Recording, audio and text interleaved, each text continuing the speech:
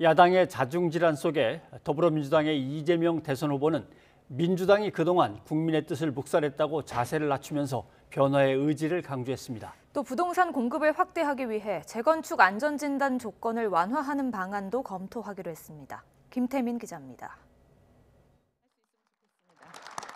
이재명 대선 후보는 한국행정학회와 정책학회, 언론사 공동주관 토론회에 참석해 민주당이 국민에게 미움받는 이유를 이렇게 진단했습니다.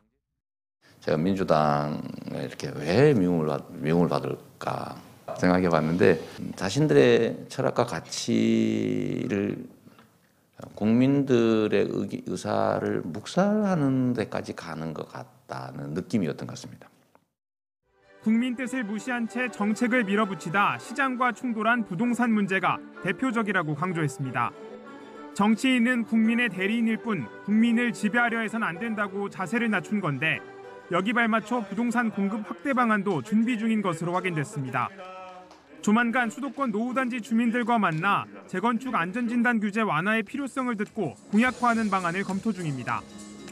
갑론을박 이어지는 기본소득에 대해서도 준비는 필요하지만 당장 하자는 건 아니라고 한 발 물러서며 유연한 태도를 보였습니다. 노동을 통한 소득만으로는 생활이 어려운 상황이 곧 올 수 있다. 그걸 대비해야 된다라고 제가 기본소득을 말씀드린 것이고요. 지금 당장 하자는 건 아니고 준비하자. 대동법 그 합리적인 제도를 정착하는데 100년 걸렸잖아요.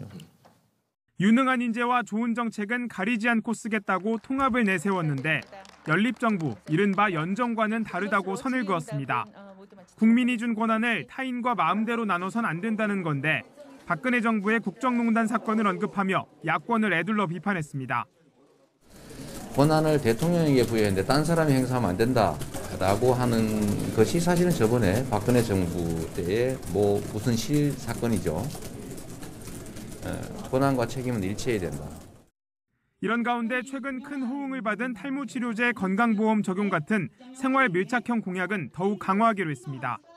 포퓰리즘이란 비난에 대해선 수많은 사람의 현실적 고통을 해결해 줄 수 있고 재원 규모도 크지 않다며 지나친 정치 공세라 일축했습니다. 국민의힘의 자중질환 속에 이재명 후보는 관련 언급을 자제한 채 정책 행보에 집중하며 민심에 한 발 더 다가서는 데 힘을 쏟을 계획입니다. YTN 김태민입니다.